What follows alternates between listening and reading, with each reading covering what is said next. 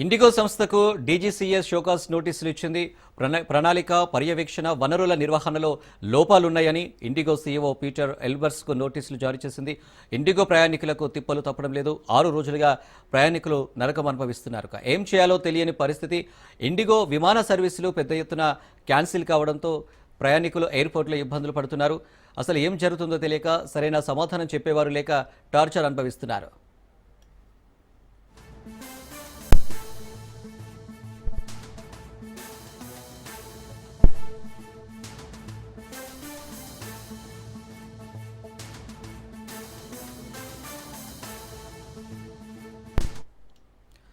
IndiGo తీరుపై కేంద్ర ప్రభుత్వం సీరియస్ అయింది. ప్రయాణికులకు వెంటనే రిఫండ్ చేయాలని ఆదేశించింది. ఆదివారం రాత్రి 8 గంటల లోపు రిఫండ్ చేయాలంటూ డెడ్లైన్ విధించింది. లక్షలాది మంది ఇబ్బందులు పడుతున్నా ఇండిగో ఎయిర్లైన్స్ లెక్క చేయడం లేదని ఆరోపణలు వినిపిస్తున్నాయి. ప్రత్యామ్నాయ ఏర్పాట్లలో ఇండిగో విఫలమైందంటూ మండిపడుతున్నారు. క్షమాపణలు చెప్పి చేతులు దులుపుకుంటుంది. ఇంత జరిగినా ఇండిగో సిబ్బంది ఎక్కడా ఎయిర్పోర్ట్లో కనిపించడం లేదు. ఇండిగో ఉద్దేశపూర్వకంగానే సంక్షోభం సృష్టించిందనే ఆరోపణలున్నాయి. డీజీసీఏ కొత్త నిబంధనలను సాకుగా చూపి విమానాలు రద్దు చేసిందని విమర్శిస్తున్నారు.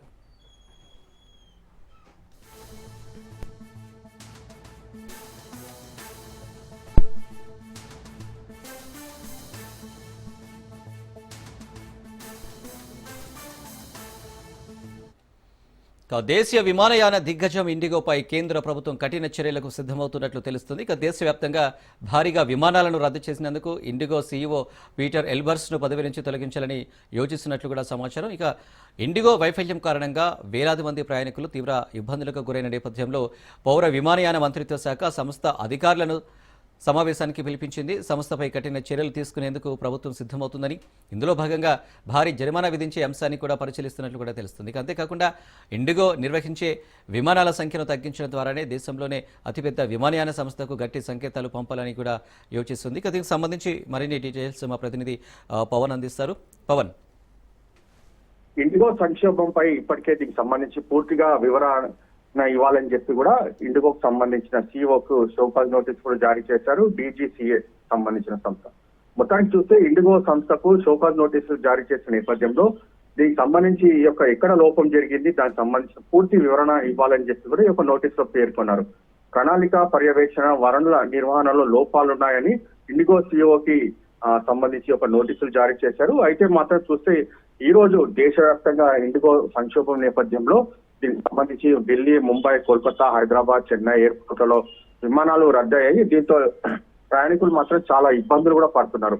వారికి సంబంధించి పూర్తిగా పర్యవేక్షణ చేయాలి, వారికి సంబంధించిన అత్యవసర సేవలు కూడా అందుబాటులోకి తీసుకురావాలని చెప్పి కూడా డీజీసీఏ ఇప్పటికే ఒక నోటీసులు కూడా పేర్కొంది. ఎందుకంటే చాలా మంది కూడా ఇండిగోకి సంబంధించిన ఫ్లైట్స్ టికెట్స్ బుక్ చేసుకొని ఎయిర్పోర్ట్ వచ్చిన దాని తర్వాత ఫ్లైట్ క్యాన్సల్ అని చెప్పి ఒక్కసారిగా సెల్ ఫోన్ కి మెసేజ్ రావడంతో పూర్తిగా వారంతా కూడా ఆందోళన వ్యక్తం చేస్తున్నారు. అయితే దీనికి సంబంధించి చూస్తే మాత్రము ఈ రోజు 8 గంటలలోగా రాత్రి డబ్బులన్నీ కూడా రిటర్న్స్ ఇవ్వాలని చెప్పి కూడా కేంద్రం ఇప్పటికే ఆదేశాలు కూడా జారీ చేసింది. పూర్తిగా దీనికి సంబంధించి యాజమాన్యంపై కేంద్రం కూడా చాలా సీరియస్ గా ఉంది. అయితే ఈ యొక్క రద్దయిన డబ్బులు రిటర్న్ ఎందుకు ఇవ్వట్లేదు, దీనికి సంబంధించి ఎందుకు డిలే అవుతుందనే దానిపైన కూడా కేంద్రం చాలా సీరియస్ గా ఉంది. మొత్తానికి ఇండిగో యొక్క విమానం సంబంధించిన సంస్థ పైన కూడా పూర్తిగా కేంద్రం చాలా సీరియస్ ఉన్న నేపథ్యంలో అసలు ఎక్కడ లోపం జరిగింది, దీనికి సంబంధించిన వివరణ నేపథ్యంలో వారు యొక్క ఇండిగో సంబంధించిన ఫ్లైట్ యాజమాన్యం పైన ఎలాంటి చర్యలు తీసుకుంటారో అనేది మాత్రం వేచి చూడాల్సిన పరిస్థితి కూడా కనిపిస్తుంది. అంటే పవన్, ఇప్పుడు ప్రజెంట్ విమానాశ్రయంలో ఉన్న ప్రయాణికుల సిచ్యువేషన్ ఏంటి, వాళ్ళు ఏం డిమాండ్ చేస్తున్నారు, అక్కడ ఏమైనా వారికి ఏమైనా ఏర్పాట్లు చేస్తున్నారా? ప్రస్తుతం మాత్రం ఇండిగోకి సంబంధించిన ఫ్లైట్స్ ఎవరైతే బుక్ చేసుకున్నారో ఆ ఎయిర్పోర్ట్ లకు కూడా వస్తున్నారు. వచ్చిన దాని తర్వాత ఫ్లైట్స్ రద్దు కావడంతో వారిని ఎవరు కూడా పట్టించుకోవటం లేదు. అంతేకాకుండా వారికి ప్రత్యేకమైన ఒక ఫ్లైట్ కూడా కల్పించాల్సిన అవసరం ఉంటుంది ఇండిగో సంబంధించిన సంస్థ. అలాంటి చర్యలు మాత్రం ఎక్కడ కూడా వీరు చేపట్టడం లేదు. దీంతో పూర్తిగా ప్రయాణికులు ఆందోళన వ్యక్తం చేస్తున్నారు. అలాంటప్పుడు టికెట్ ఎందుకు బుక్ చేసుకోవాలి అనేది మాత్రము ప్రధానంగా వీరు డిమాండ్ వ్యక్తం చేస్తున్నారు. ఎందుకంటే ఆన్లైన్ లో టికెట్ అందుబాటులో లేకుంటే తాము వేరొక ఫ్లైట్ కు సంబంధించిన టికెట్ బుక్ చేసుకుంటాం కదా, కానీ ఆన్లైన్ లో ఎందుకు పెట్టారనే దానిపైన కూడా ప్రయాణికులు తీవ్ర ఇబ్బందులు పడుతున్న పరిస్థితి చూస్తున్నాం. మొత్తానికి ఓవరాల్ గా చూస్తే ప్రయాణికులను మాత్రము ఇండిగోకి సంబంధించిన యాజమాన్యాలు ఎవరు కూడా పట్టించుకోవడం లేదు. కేవలం వారు వెళ్ళి కౌంటర్ లో అడిగి దానికి సంబంధించి మాత్రమే వెళ్ళిపోతున్నారు. వాళ్ళు ఆందోళన వ్యక్తం చేస్తున్నారు, కానీ ఎవరు కూడా పట్టించుకోలేని పరిస్థితి కూడా కనిపిస్తుంది. Right Pawan, thank you.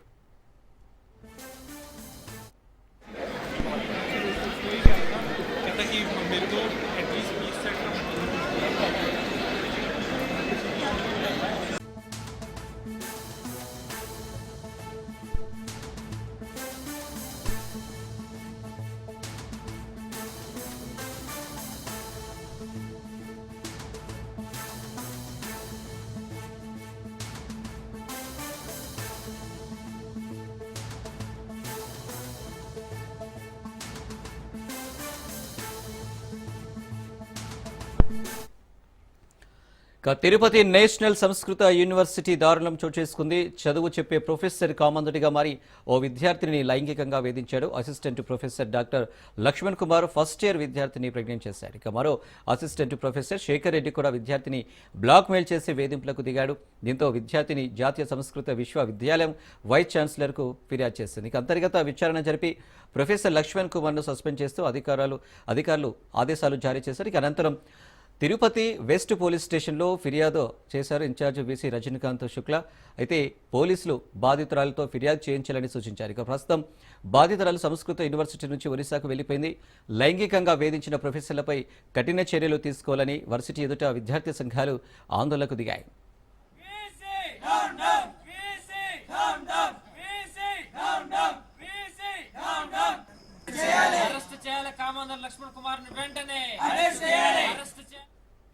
Right, ఇక దీనికి సంబంధించి మరిన్ని డీటెయిల్స్ మా ప్రతినిధి నారాయణ అందిస్తారు. నారాయణ. హలో నారాయణ చెప్పండి. ఏదైతే ఈ యొక్క జాతీయ సంస్కృత విశ్వవిద్యాలయంలో ఓ విద్యార్థిని పట్ల లైంగిక వేధింపులకు పాల్పడిన లక్ష్మణ్ కుమార్, అదేవిధంగా శేఖర్ రెడ్డి ప్రొఫెసర్ల పైన కూడా చర్యలు తీసుకోవాలని చెప్పి కూడా గట్టిగా డిమాండ్ వినిపిస్తుంది. దీనికి సంబంధించి ఇప్పటికే లక్ష్మణ్ కుమార్ ని విధుల నుంచి సస్పెండ్ చేసినట్లు కూడా తెలుస్తుంది. అంటే తాత్కాలికంగా తీసుకునే చర్యలు ఉపశమనం కలిగించినప్పటికీ అయితే పూర్తిగా అతన్ని విధుల నుంచి సస్పెండ్ చేయాలని, పూర్తిగా తొలగించాలని చెప్పే డిమాండ్ బలంగా అనిపిస్తుంది. దీనికి సంబంధించి ఇప్పటికే వారిపైన వెస్ట్ పోలీస్ స్టేషన్ లో కూడా వాళ్ళపైన కేసులు నమోదైనాయి. దీనికి సంబంధించి ఇప్పటికే ఎవరైతే రిజిస్ట్రార్ ఉన్నారో రిజిస్ట్రార్ కూడా శుక్లా వాళ్ళిద్దరి మీద హుటాహుట్టిన కేసు కూడా నమోదు చేయడం కూడా జరిగింది. వారి యొక్క సెల్ ఫోన్ కూడా పోలీసులు స్వాధీనపరుచుకొని దాన్ని ఫోరెన్సిక్ ల్యాబ్ కూడా పంపించడం కూడా జరిగింది. పూర్తి వివరాలను కూడా సేకరించే దిశగా కూడా పోలీసులు చర్యలు చేపడుతున్నారు. దీనికి సంబంధించి కొంత ఆ యొక్క బాధితురాలు ఎవరైతే ఉందో ఆ యొక్క బాధితురాల నుంచి కూడా కొంత ఫీడ్బ్యాక్ తీసుకునేదానికి కూడా పోలీసులు ప్రయత్నం సాగిస్తున్నట్టు కూడా తెలుస్తుంది. Right Narayana, thank you. Welcome back. Kadapa జిల్లా అగస్తేశ్వర దేవస్థానంలో అవినీతి తారాస్థాయికి చేరింది. అభివృద్ధి పేరుతో దాదాపు 1.5 కోటి నొక్కేశారు దేవస్థాన మాజీ చైర్మన్, ఆలయ జూనియర్ అసిస్టెంట్. ఇక వైసీపీ హయాంలో దేవస్థానం చైర్మన్గా ఉన్న కొత్తమీదే రఘురామరెడ్డితో కలిసి విచ్చలవిడిగా డబ్బులు వసూలు చేశాడు ఆలయ జూనియర్ అసిస్టెంట్ శివప్రసాద్. ఇక ఆలయం అభివృద్ధి కోసం అంటూ షాప్ యజమానుల నుంచి లక్షల్లో దండుకున్నారు. ఇక దేవస్థాన అధికారులపై సమగ్ర విచారణ జరపాలని స్థానికులు, భక్తులు డిమాండ్ చేస్తున్నారు. దేవస్థానం పేరుతో షాపుల వద్ద జూనియర్ అసిస్టెంట్, మాజీ చైర్మన్ రఘురామరెడ్డి అక్రమ వసూళ్లకు పాల్పడ్డారని ఆరోపణలు వినిపిస్తున్నాయి. ఇక దీనిపై మాజీ చైర్మన్ రఘురామరెడ్డిని రాజ్ న్యూస్ ప్రతినిధి ప్రశ్నించారు.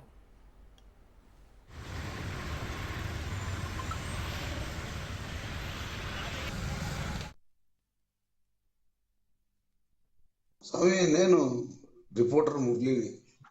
చెప్పు మురళి. బాగున్నారు స్వామి. బాగుంది. బీదోడు పాపము ఆ మెడికల్ స్టోర్ అతని దగ్గర 2 లక్షలు లెక్క తీసుకున్నారంట కదా స్వామి. మెడికల్ స్టోర్ అతని దగ్గర మెడికల్ స్టోర్ అతనిది కేవలం కోసమే 5 లక్షలు ఇవ్వమని చెప్పినాం. 2 లక్షలు కాదు. రెన్యువల్ చేసేటప్పుడు ఎవరి దగ్గర డబ్బు తీసుకున్నాం. రూము అమ్ముకుంటారు చూడి, రూము దేవలం రూము వేలంకప్పుడు అమ్ముకుంటారు పగిడికి. అట్లాంటప్పుడు దేవాలయానికి కట్టమంటాం. ఆ మెడికల్ షాప్ వాడు అంగట్లో గుమాస్తాగా ఉన్నాడు. గుమాస్తాగా ఉండి సిటీ ఒకతను 30 లక్షలు కొన్నాడు రూము. దేవస్థానం రూపు అమ్మేదానికి వాడేవాడు, కొనేదానికి ఈడేవాడు. 5 లక్షలు కట్టమన్నాం. కట్టమంటే వీడు ఏం చేసినాడు, అమ్ముకొని పోయినాడు శెట్టి బెంగళూరుకు. వాడిని పెట్టా, మర్యాదగా రా నువ్వు వచ్చి సెటిల్ చేసుకుంటారా అని. వీడు 5 లక్షలు ఇవ్వంటే 2 లక్షలు కూడా అది బంగారెడ్డి ఇచ్చినాడు.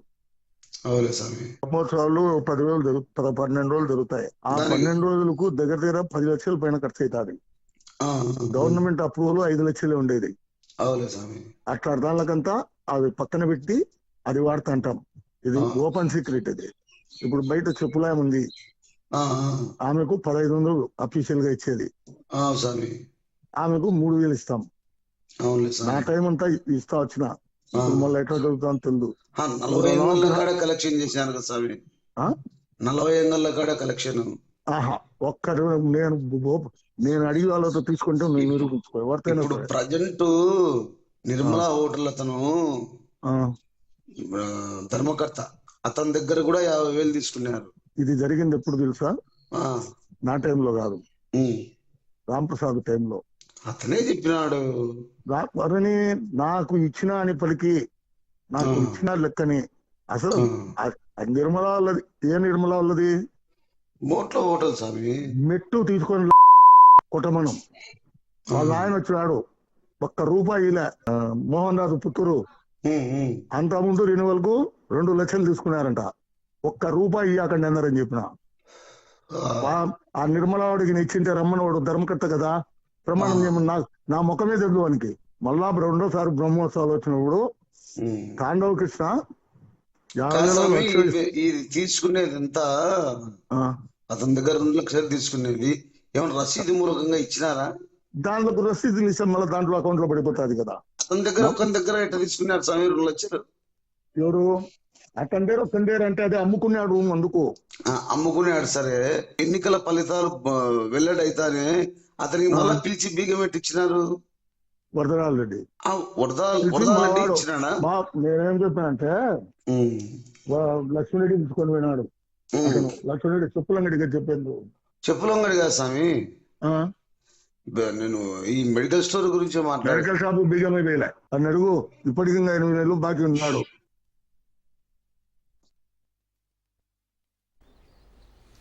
రైట్. ఇక కడప జిల్లా అగస్తేశ్వర దేవస్థానంలో అవినీతి అయితే తారాస్థాయికి చేరింది. ఇక అభివృద్ధి పేరుతో దాదాపు 1/2 కోటి నొక్కేశారు. ఇక దేవస్థానం మాజీ చైర్మన్, ఆలయ జూనియర్ అసిస్టెంట్. ఇక దీనికి సంబంధించి మరిన్ని డీటెయిల్స్ మా ప్రతినిధి హుసేన్ అందిస్తారు. హుసేన్. Thank you Anil.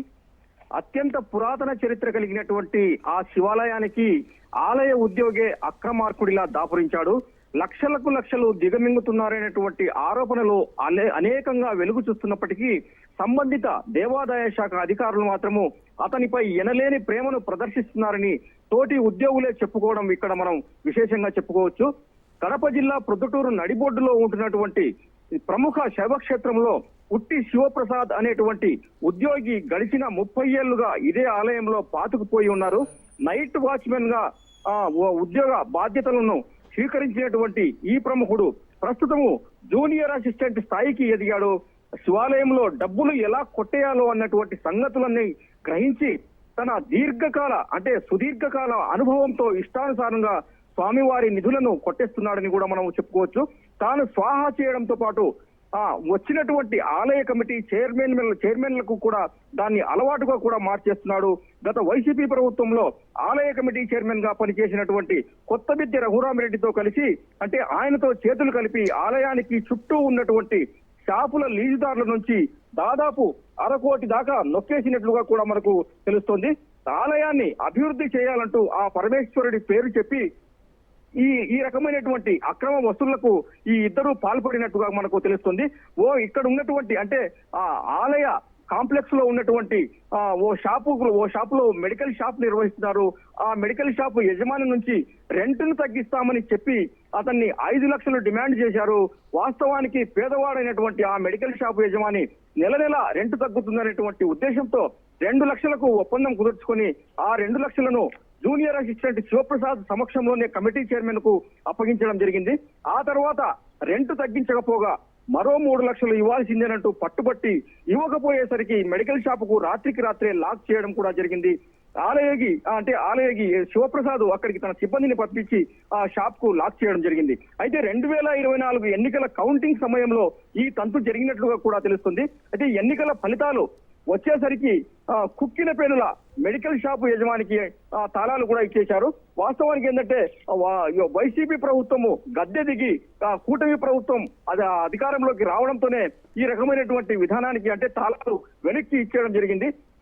అలాగే దాదాపు 6 ఏళ్ల క్రితం ఓ హోటల్ నిర్వాహకుడి నుంచి డిపాజిట్ కట్టించుకున్నటువంటి జూనియర్ అసిస్టెంట్ శివప్రసాద్ ఆ తర్వాత రెన్యువల్స్ కోసం కొత్తగా డిపాజిట్లు కట్టించుకుంటున్నారు తప్పితే పాత డిపాజిట్ విషయాన్ని ఆ శివప్రసాద్ ఇదిగో మళ్ళీ ఇస్తామంటూ దాటవేస్తూ కూడా వస్తున్నారు.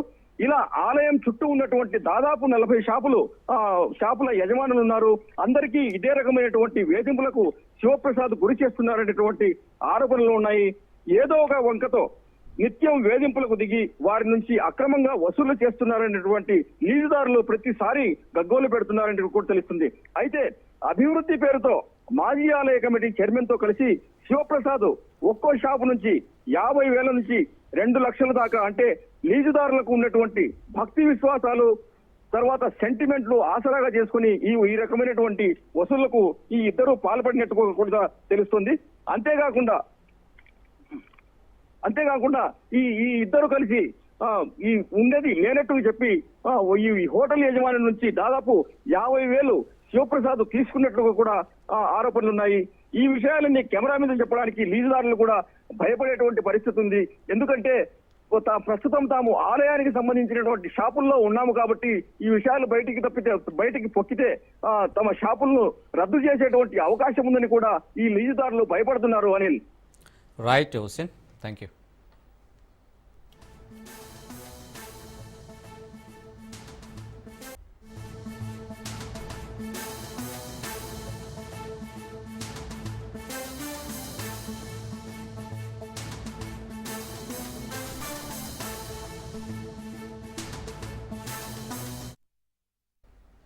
సిద్దిపేట జిల్లా హుస్నాబాద్ మండలం జిల్లెలగూడ పోలీస్ చెక్ పోస్ట్ వద్ద పెను ప్రమాదం తప్పింది. అర్ధరాత్రి వేళ హన్మకొండ నుండి హుస్నాబాద్ వైపు వస్తున్న చేపల లోడు లారీ జిల్లెలగడ్డ చెక్ పోస్ట్ వద్ద ఆగి ఉన్న పోలీస్ వాహనాన్ని ఢీకొట్టి బోల్తా పడింది. లారీ ఢీకొనడంతో పోలీస్ వాహనం సుమారు 200 మీటర్ల మేర పంట పొలాలకి దూసుకుపోయింది. ప్రమాదం జరిగిన సమయంలో పోలీస్ వాహనంలో సిబ్బంది ఎవరూ లేకపోవడంతో ప్రాణాపాయం తప్పింది. ఇక లారీ డ్రైవర్, క్లీనర్కు స్వల్ప గాయాలు కాగా ఆసుపత్రికి తరలించి చికిత్సను అందిస్తున్నారు.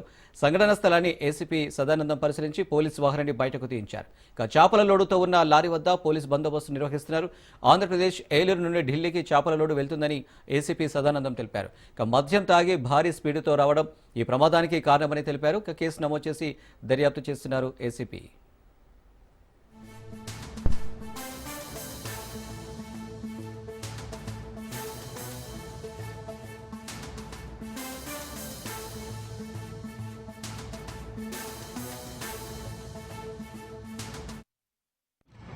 ఫైవ్ టు 12:10 మధ్యలో ఏలూరు నుండి ఢిల్లీకి చేపల లోడుతో వెళ్తున్న లారీ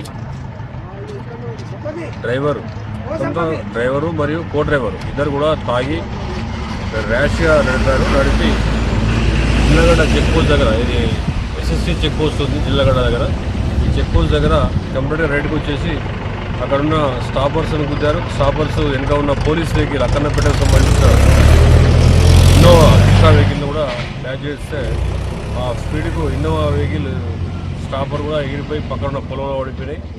తర్వాత ఇది లారీ కూడా రోడ్డుకు అడ్డంగా పడిపోయింది. దానిలో మొత్తం చేపలని రాత్రి 3 o'clock వరకు పోలీస్ ఆఫీసర్స్ అందరూ శ్రమించి క్రెయిన్ సాయంతో ఒక వన్ సైడ్ చేసి ట్రాఫిక్ని రిస్టోర్ చేయడం జరిగింది.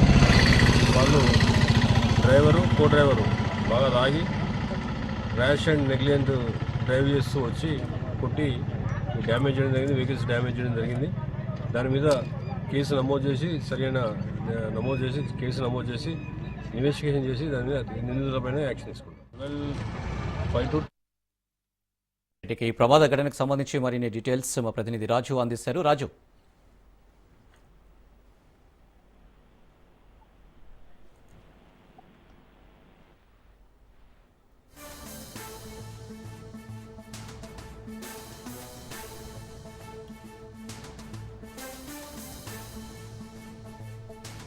రైట్కి ప్రమాద ఘటనకు సంబంధించి మరిన్ని డీటెయిల్స్ మా ప్రతినిధి రాజు అందిస్తారు. రాజు. రాత్రి ఎన్నికల కోసం ఏదైతే